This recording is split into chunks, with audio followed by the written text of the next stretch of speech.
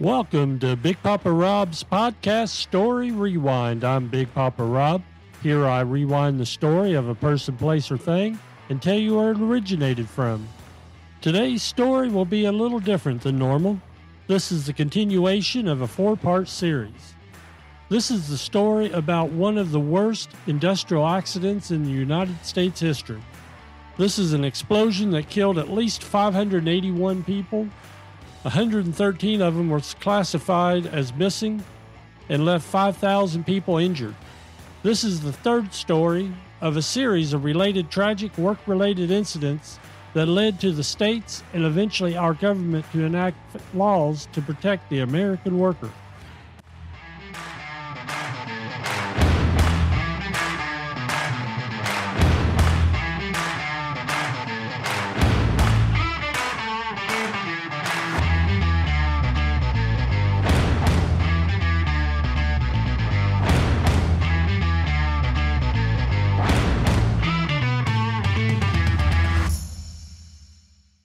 Let's rewind this story to its earliest beginnings.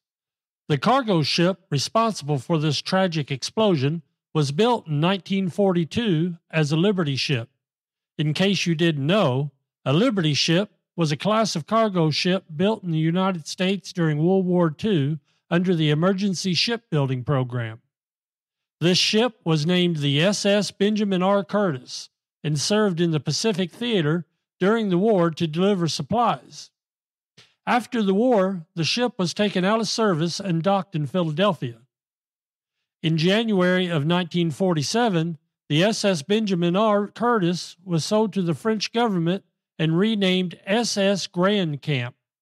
SS Grand Camp made her maiden voyage on January 11, 1947, carrying a cargo of coal from Newport News, Virginia, to France. February 4th, 1947, the SS Grand Camp set sail from Belgium for South America, Caribbean, and Gulf ports. She arrived in Texas City, Texas on April 11th, 1947. She docked at Pier O to load 2,700 tons of fertilizer-grade ammonium nitrate.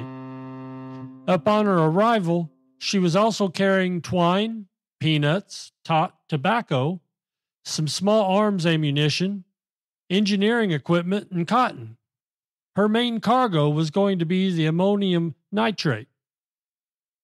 Texas City, Texas is located on the Texas Gulf Coast in Galveston County, about 14 miles north of the city of Galveston and 40 miles south of Houston. The city was settled in the 1830s and was incorporated as a city in 1911. The city founders saw the location as a potential shipping port and started development of the shipping hubs for crops and goods by rail and by sea. By the 1840s, the city experienced tremendous growth, largely due to the expansion of its chemical and petroleum industries during World War II. By 1947, the population had reached about 16,000 residents. On the morning of April 16, 1947, the ship's crew was preparing to finish loading the ammonium nitrate fertilizer. At about 8 a.m., crew members noticed smoke in the cargo area, where 2,300 tons of the fertilizer had already been stowed and was located. The crew tried to use a gallon jug of water and 2 fire extinguishers to extinguish the source of the smoke, but it didn't work. The cargo hold began filling with smoke, and the captain of the ship ordered the crew to leave the hold. The captain didn't want to use water to extinguish the fire because he didn't want to damage the cargo. He ordered all hatches sealed and the hold to be filled with steam to smother the fire. At this point in history, ammonium nitrate really wasn't considered hazardous by most people. They also didn't know or understand the dangers that can be caused by introducing steam and intense heat to ammonium nitrate. At 8:30 a.m., the steam pressure became so great that it blew the hatches off the cargo hold. A yellow-orange smoke began to billow out. It's believed that the smoke and the heat converted ammonium nitrate to nitrous oxide, This would explain the yellow-orange smoke that rose above the hold.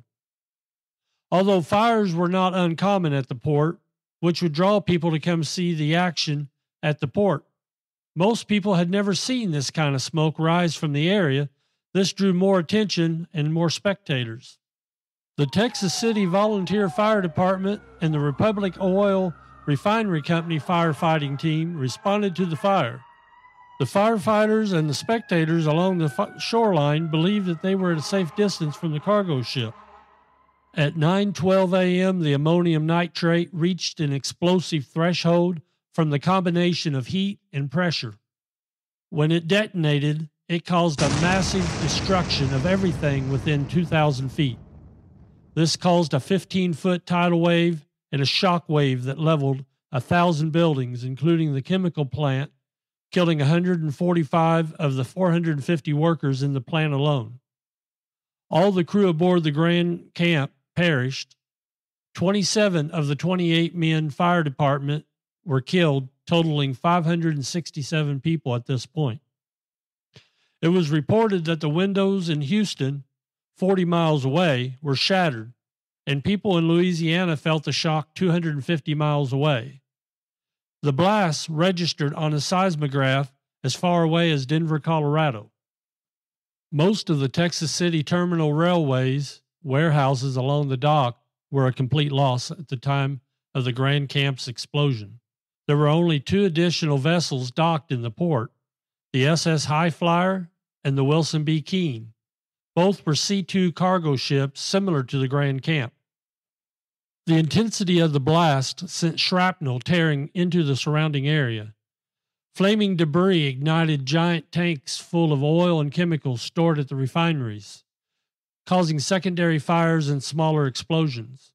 A barge anchored in the port was lifted out of the water by force of the explosion and landed 100 feet away on shore. The explosion had also caused the ship High Flyer to become undocked, and it drifted across the harbor, coming to rest against SS Wilson B. Keene. The High Flyer was loaded with 1,000 tons of ammonium nitrate and 2,000 tons of sulfur. One thing to note, if ammonium nitrate and sulfur mixes, it becomes volatile. They were stored in separate holds at the time. The crew of the High Flyer had stayed aboard the ship until the smoke of the burning oil in the harbor forced them to leave. Later that afternoon, 2 men reboarded the ship to search for injured crew members.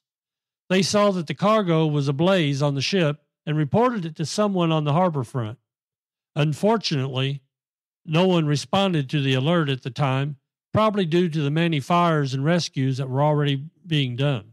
The Texas City mayor appointed Railway Company Vice President Swede Sandberg to oversee the relief efforts following the initial blast. When Sandberg was finally alerted about the fire aboard the High Flyer around 11 p.m., tugboats attempted to pull the ship away from dock but were unable to get the ship to move.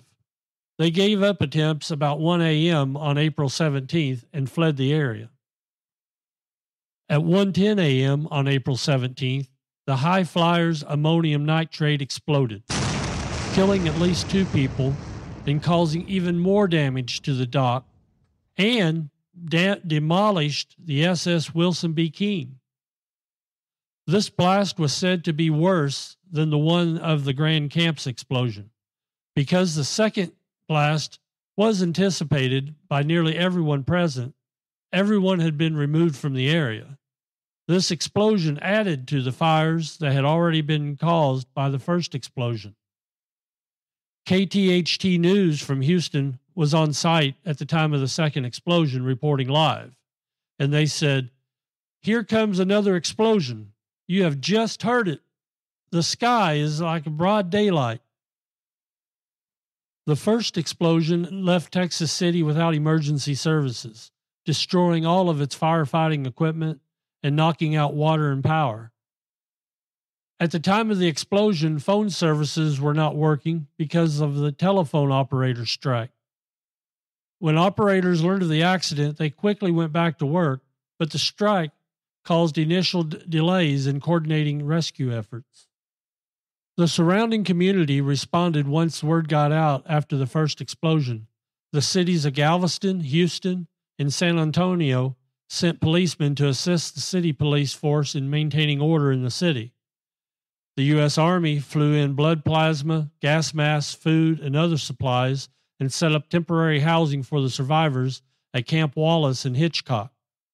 The Red Cross, Salvation Army, and the Boy and Girl Scouts of America sent teams of volunteers to provide first aid, food, water, and comfort to the city residents.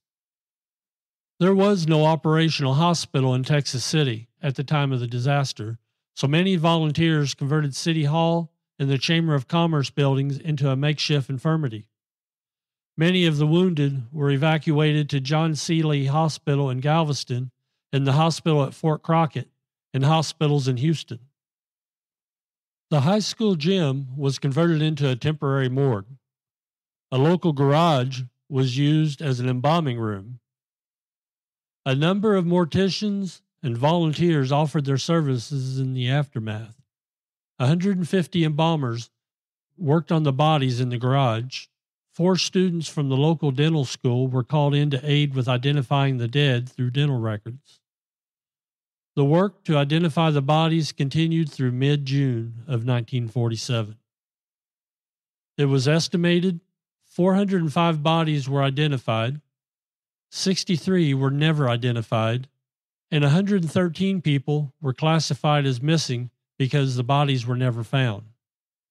Total, 581 died in this horrific industrial disaster. April 19, 1947, the Texas Ministerial Alliance held a non-denominational memorial service for the victims of the blast at the high school football stadium. Over 1,000 people attended the service. Later, as churches and funeral homes around the city began to recover, families held individual funerals and burials for their loved ones. Another memorial was held on May 30th at the fire station to remember the 27 firemen who lost their lives in the explosion. On June 22nd, the city conducted funeral services for those remains that couldn't be identified. 63 slate gray caskets, each bearing a floral wreath, were arranged in 6 rows for the ceremony. About 5,000 survivors, family members of the dead, reporters, and corporate officials attended the service. There were more than 500 homes destroyed and hundreds damaged, leaving 2,000 people homeless. The seaport was destroyed. Many businesses were flattened or burned. Over 1,100 vehicles were damaged or destroyed, and 362 freight cars were destroyed. At the time, property damage was estimated at $100 million. In the months that followed the explosions, support for the city came from across the nation. Many fundraisers were done. Even celebrities like Jack Benny and Frank Sinatra performed in fundraising campaigns, generating thousands of dollars. The mayor appointed committees to administer the dispersal of the funds.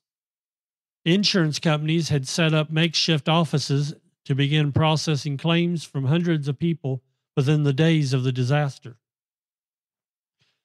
At the time of the disaster, there were no government programs like FEMA to provide monetary aid to the disaster victims who lost their homes and possessions.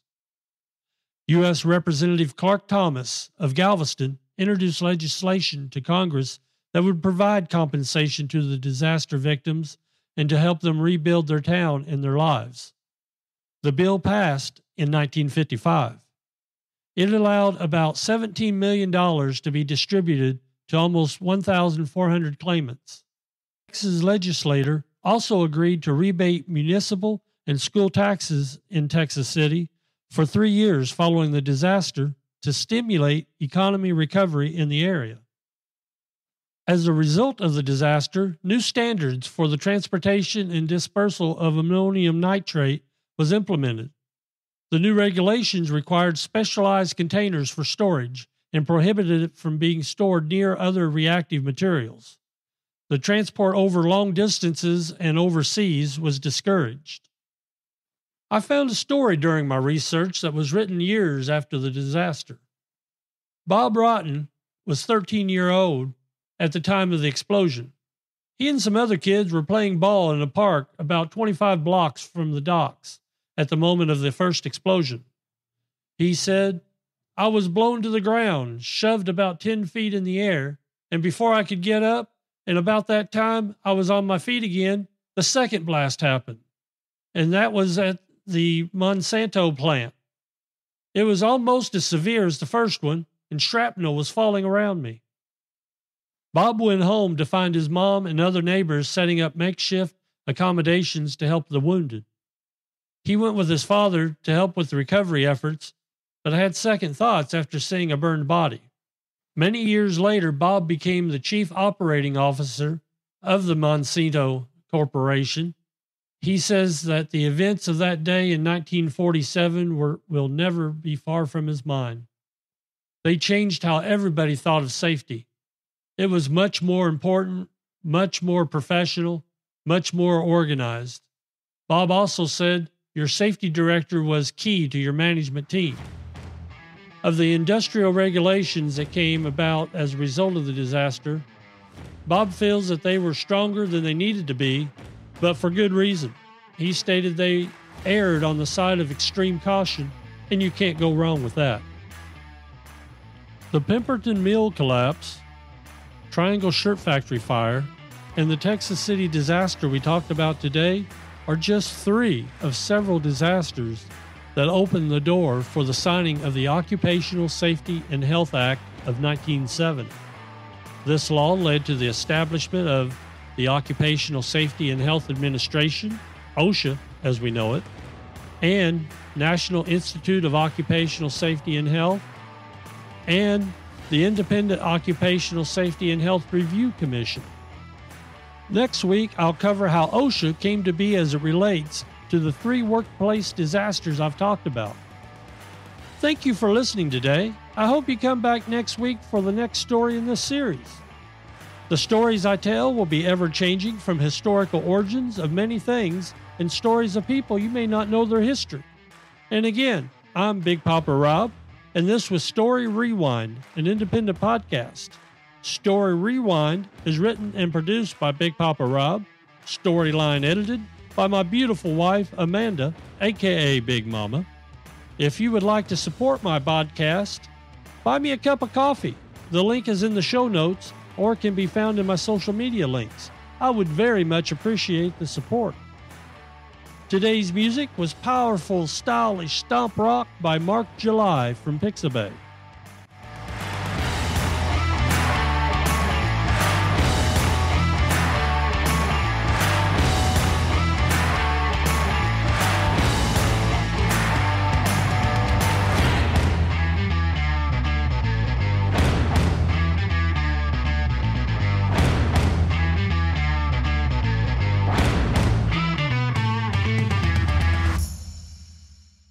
This was a Big Papa Rob podcast 2023.